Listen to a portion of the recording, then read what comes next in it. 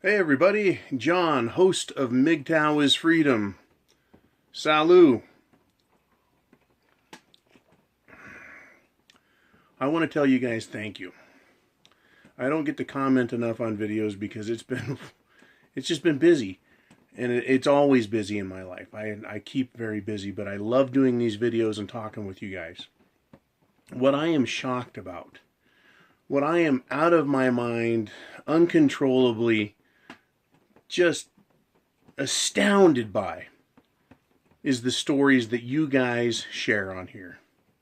You tell some fucking stories about women that have been in your lives, whether they're girlfriends or relatives or ex-wives or even current wives. There's some stories on here that would give Stephen King nightmares. Nightmares. You know, and it's unbelievable to me the depths that women have sunk in order to destroy men and even their own children in an effort to get to the men. It's disgusting. I'm not saying there aren't bad men who haven't done equally nasty things, but I think, and this is my experience, and it may be based on my own prejudice and too fucking bad, that women do it far more often. Because men, when we step back and we look at our lives, we can do whatever we want. We can go wherever we want. We are in charge of our own lives. We are men, MGTOW, men going their own way, right? I look in the mirror and I go, I have the penis, right? I look in the mirror and go, John, you're the man, right? Women can't do that. So when a relationship is over, they want to destroy the man so that he can't benefit from his own goodness. And that is what I see in these stories you guys share. Just absolute horror and terror, the way women act and the way they've treated others. So I want to thank you for putting those stories out there. I don't think anyone could make them up. I find it unbelievable, right? And always truth is stranger than fiction. And you guys tell some strange, true stories about women relationships. And it's good because there's young men coming here. Young men who need to know what enemy is at the door waiting for them. What wolf in fuzzy little, neatly triangle trimmed sheep's clothing. Right? They see a pussy and they probably guess there's a hook down there to hook them. They just don't know what's connected to the hook. Right? So let's just kind of ask this question. Am I rude? Right? Is John, host of MGTOW Freedom, is he rude? Am I crass? Do I tell stories? Do I come up with ideas that are just terrible? Am I an aberration to society? Am I a walking, talking horror show? Am I a fountain of misinformation for men to take a look at?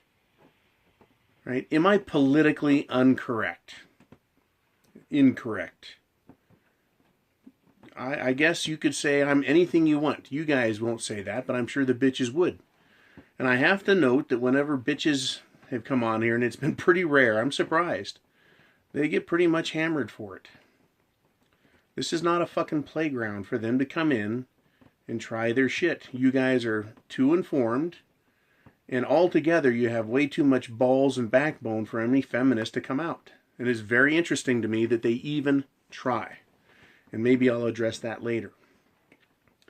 But let's go back to, am I too rude?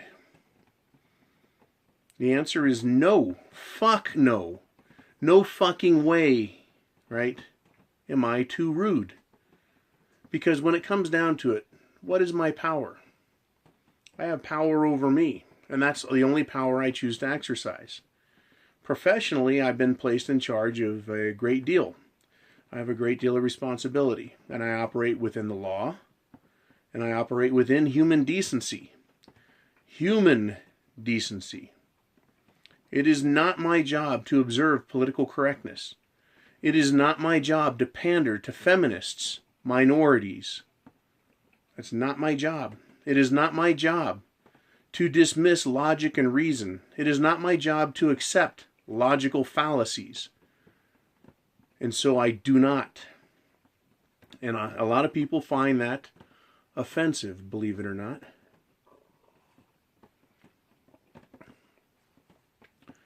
Right? They find me to be rude because I don't pander. They find me rude because I point out the illogical. They find it unacceptable that I use reason to tear down an argument of stupidity. And it doesn't just have to be about feminism. It could be about homosexual rights. It could be about any number of social concepts. It could be about medical things. It doesn't matter what the idea is. I'm going to examine it intellectually and logically. But a lot of people believe that's rude. I don't. So what I want to tell you is MGTOW is appropriate. It is not an aberration. It is a proclamation that we choose to make for ourselves first, and then in the lives of those who touch us the most. By declaring yourself or acting as MGTOW, you tell others that would have you behave otherwise, not here, not now, not ever. And it takes a brave man to do that because of the social pressure you're under. Right? Where a mere name can cause a white knight mangina or a feminist to start crying on the spot and to run to their human resources department to try and get you fired. Right? Being a man and standing up is not easy. But when you do it, you earn your own respect. You get self-respect. You have pride in self and your accomplishments and who you are. That's how I feel about it.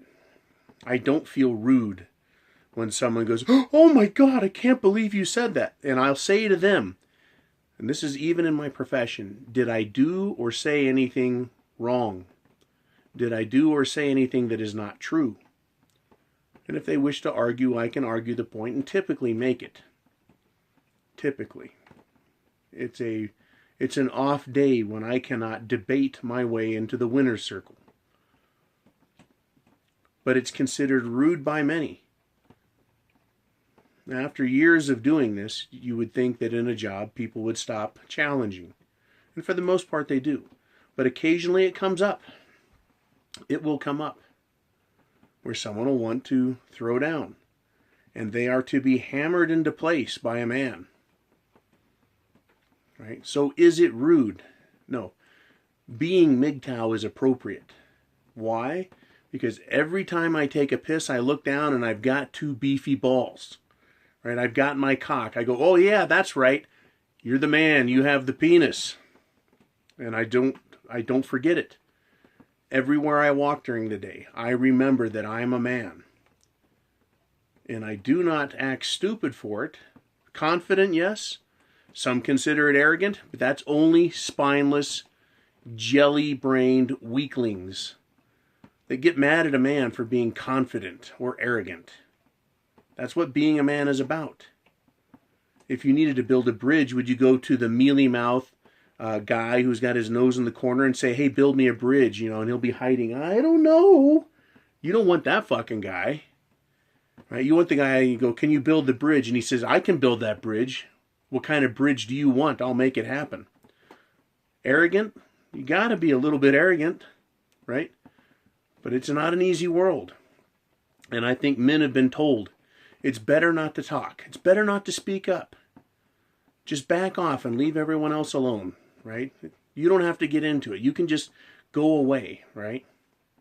And so they have shunned manhood and shunned being a man to the point where a little guilt and a little shame will get you to shut up. But always they get their way.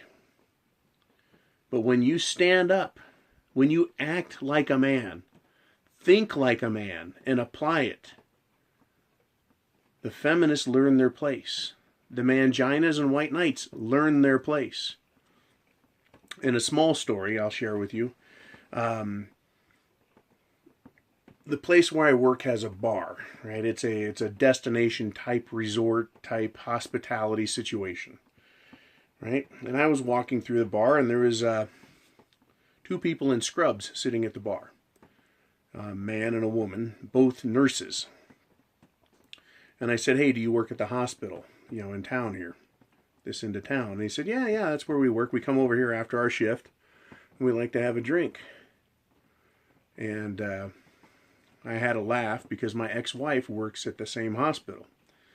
And so I walked off. And today the bar supervisor said to me, he goes, "When you walked off, John, I went over and asked if they knew so-and-so, who's my ex-wife." And they said, "Oh yeah, we know who that is." And the bar manager, the bar supervisor says, "Well, that's her ex-husband." Right? And they went, "Oh, Jesus, we've heard stories," right? And, well, today I walked into the bar, and the same male nurse was there, but he had 4 other female nurses with him. And they were having their morning drinks. And I said, "Hey, how you doing, man?" I walked over and talked with them a little bit. And all the women kept their head down. Right? One of them, I said, "Hey, I know who you are." And then she looked up and he goes, "Oh, yeah, I know who you are." She put her head back down. Right? Apparently they've seen some of these videos. Right? Apparently my ex-wife knows that there's MGTOW is freedom videos, and it's me. And I'm not afraid to talk about it. I'm not afraid to talk about women's place and men's place in life. I'm not ashamed to be MGTOW. I'm not ashamed to be a man. It is wholly and totally appropriate for me to be a man. And I think that those women today had a good idea that they could get, put in their place. They could be talked down to. They could be embarrassed. They could be made to look, sound like fools if they tried to address anything with me. They have no authority in my life, right? They're just customers, and they're nice people. They didn't do anything wrong at all. But there have been other times in my life where women are off the hook rude. And when you try standing up to them, they try shaming and guilting you. They try insulting you and putting you down. That's what they do in order to control you as a man. To control me, they tried it. But no longer. And I think they're starting to understand. They're starting to understand. And there's going to be another video I do soon. I have to think about a little more how to present it. And I get some more free time. But I think they're starting to understand that men who are speaking up, they fucking mean it. We mean it. Playtime is over, right?